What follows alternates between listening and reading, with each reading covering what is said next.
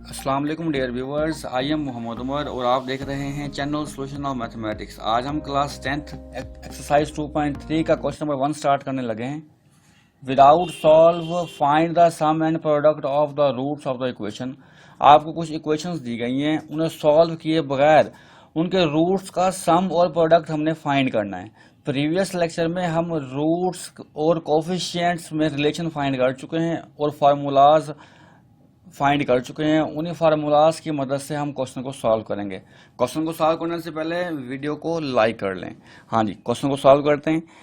Quadratic equation दी गई है, x square का कोफिशिएंट 1 है तो इसका मतलब ए की वैल्यू 1 है। एक्स का कोफिशिएंट -5 है तो इसका मतलब बी की वैल्यू -5 है।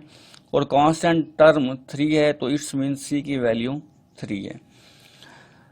सम हमने क्योंकि फाइंड करना है, फार्मूला लगाते हैं। Sum of roots is equal to alpha plus beta. Roots का सम होता है और सम का फार्मूला हम फाइंड कर चुके हैं, -b/a है।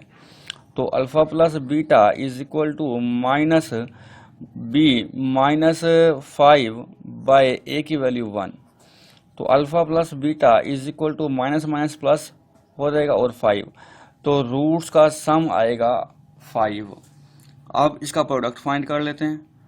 Product of roots alpha beta से डिनोट करते हैं, फार्मूला c/a है। तो alpha beta is equal to c की वैल्यू 3 है और a की वैल्यू 1 है हमारे पास। नीचे a लिखें या ना लिखें कोई फ़र्क इससे नहीं पड़ता। तो हमने रूट्स सॉल्व किए बगैर रूट्स का सम भी फाइंड कर लिया है और रूट्स का प्रोडक्ट भी फाइंड कर लिया है। अब क्वेश्चन नंबर 1 के सेकंड पार्ट की तरफ चलते हैं। 3x² + 7x - 11 is equal to 0। a की वैल्यू इसमें 3 है, b की वैल्यू 7 है, जबकि c की वैल्यू -11 है। तो सम ऑफ रूट्स क्या होगा? Sum of roots is equal to alpha plus beta से डिनोट किया जाता है रूट्स के सम को और फार्मूला है -b/a। Alpha plus beta is equal to -b की वैल्यू 7 है और a की वैल्यू 3 है। तो रूट्स का सम -7/3 आएगा। इसी तरह से प्रोडक्ट ऑफ रूट्स फाइंड कर लेते हैं।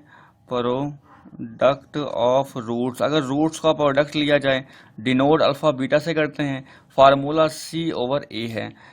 Alpha beta is equal to c की वैल्यू -11 है, जबकि a की वैल्यू हमारे पास 3 है। इस तरह प्रोडक्ट का रूट्स का प्रोडक्ट हमारे पास -11/3 आएगा। अब क्वेश्चन नंबर 1 के थर्ड पार्ट की तरफ चलते हैं। px² - qx + r is equal to 0। a की वैल्यू हमारे पास क्या होगी? p है, जबकि b की वैल्यू हमारे पास -q और c की वैल्यू हमारे पास r है। फार्मूला यूज़ करते हैं, हमें फाइंड करना है सम ऑफ रूट्स। रूट्स का पहले हम सम फाइंड कर लेते हैं। Sum of roots is equal to alpha plus beta से डिनोट करते हैं इसे और फार्मूला है -b/a is equal to -b। b की वैल्यू ऑलरेडी माइनस में है तो माइनस माइनस प्लस हो जाएगा। q और a की वैल्यू p है तो ये p आ जाएगा। तो रूट्स को जब हम सम लेंगे तो उसका आंसर आएगा q/p। इसी तरह से प्रोडक्ट को देख लेते हैं। प्रोडक्ट ऑफ रूट्स, इसको अल्फ़ा बीटा से डिनोट करते हैं, फार्मूला c/a है। Alpha beta is equal to c की वैल्यू हमारे पास r है, जबकि a की वैल्यू हमारे पास p है। इस तरह रूट्स का प्रोडक्ट r/p आएगा। क्वेश्चन नंबर 1 के फोर्थ पार्ट की तरफ चलते हैं। फोर्थ पार्ट में a की वैल्यू a + b है, जबकि b की वैल्यू -a है और c की वैल्यू हमारे पास b दी गई है। फार्मूला यूज़ करते हैं, हमें फाइंड करना है sum of roots is equal to sum of roots को डिनोट करते हैं अल्फा प्लस बीटा से, जबकि इसका फार्मूला होता है -b/a। Alpha plus beta is equal to b की वैल्यू ऑलरेडी माइनस में है तो माइनस माइनस प्लस हो जाएगा। b की वैल्यू a है तो a पुट कर देंगे, जबकि a की वैल्यू a + b है।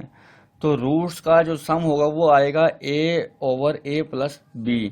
जबकि प्रोडक्ट देखते हैं क्या आता है। प्रोडक्ट ऑफ रूट्स डिनोट करते हैं अल्फ़ा बीटा से। फार्मूला होता है इसका C/A।